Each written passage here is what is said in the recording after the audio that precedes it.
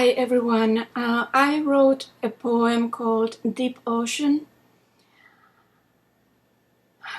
And here we go. On the ocean, the storm unravels on the surface, yet deep down the ocean remains calm. The infinite ocean of one's being holds infinite calm.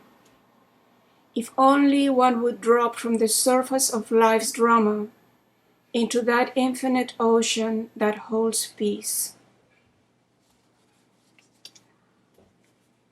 This is an introduction to telling you that I am a documented survivor of clergy sexual abuse. And after over 2 decades of carrying that story, I seem to have reached the peaceful bottom of an infinite ocean, because without medications, I seem to have left that story behind. It's been a very, very long journey. My hope is that what I have learned through it, which is written in my memoirs, may help others to find shortcuts and understanding that one can overcome all that horror, all that massacre that we are left with after being sacrificed by the church. It is possible of leaving it all behind, regardless of what the church does. I've learned that expecting justice from those who don't want to give it makes no sense, because that expectation perpetuates a suffering. I have the power to clear my suffering regardless of what perpetrators do or don't do. I was victimized by a predator who was the pastor at the church where I worked as music director. This was a United Church of Christ. It happened here in the north of Boston, Massachusetts. And I have written a memoir called A Field with a Million Crosses. George Bodger from Gloucester read that memoir and said, he wrote, powerful, moving, and deeply troubling treatise about clergy sexual abuse in the United Church of Christ. It deserves widespread exposure and demonstrates the need for renewal and accountability.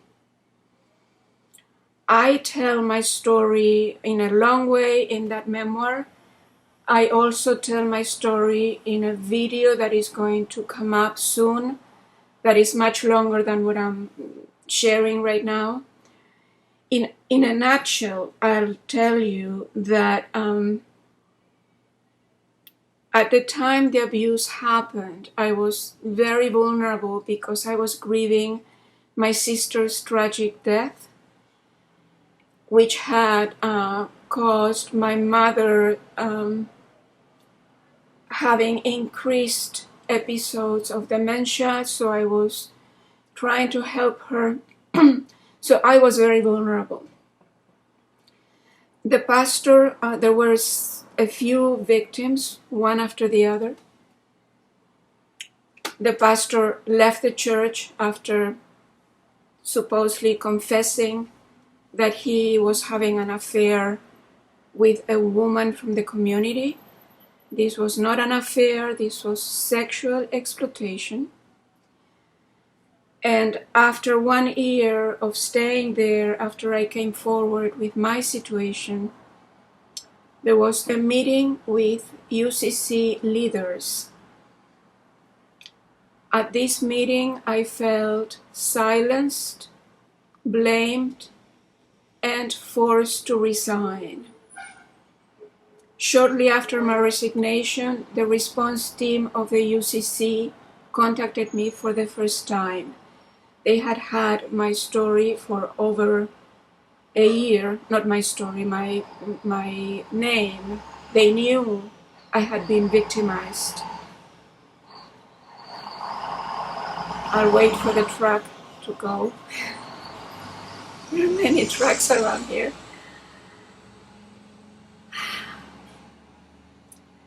So I gave my testimony, which contributed to the termination of this predator ministerial standing. And I received $1,500 from the Victims Fund of the United Church of Christ, and $285 to attend a retreat for victims of clergy, also run by a minister, a UCC minister. This retreat was called Is Nothing Sacred?, which is the name of a book by Marie Fortune, who is also a UCC minister. This book describes in detail what churches are supposed to do in order to bring some level of healing, some level of justice to their own victims. Based on my experience, and this is just my perspective, UCC leaders know exactly what needs to be done and choose not to do it. Renewal and accountability, as George said, are very much needed, and is not going to happen until people within the church who truly care about these things, who truly care about bringing justice to their own victims, become very, very proactive, because the leadership is not doing what they are supposed to do. On my end, I'm fine. I have left this. It's amazing. It's truly a miracle that I have left the agony behind. The only reason I speak about it now is to raise awareness, and also hoping to reach so many victims of abuse and tell you that the way out, one very important piece of healing from this horror that happens to us, one starting point is telling your story. Starting in little bits, you can do it in very small ways, but that is the beginning of the way out. And just know that it is possible to feel better, okay? I went through hell. I know exactly what that is. And feeling silenced, breaking out of that silence, it's quite a journey, but it can be done. So please don't give up. There is a way out. I will close with another poem. My healing happened through many different channels: spirituality, psychotherapy, over 2 decades in therapy, and holistic alternative methods. One of them is flower essences. They are just powerful. They are low cost, over the counter. You can do research. Flowers are beautiful beings. And I wrote a poem about them. Shimmering vibrations reaching hidden places, wounded places, buried, shattered, caged, unborn. Flowers' essence, echoes from ethereal realms that see me and know me and feel me, deeply, completely.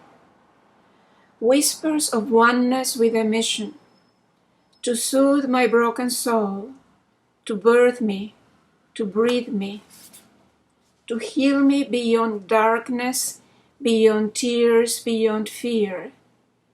In the morning I awaken, gentle presence, my mind calls them.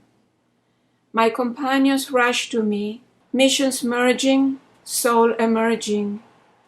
Evolution, flowers' essence.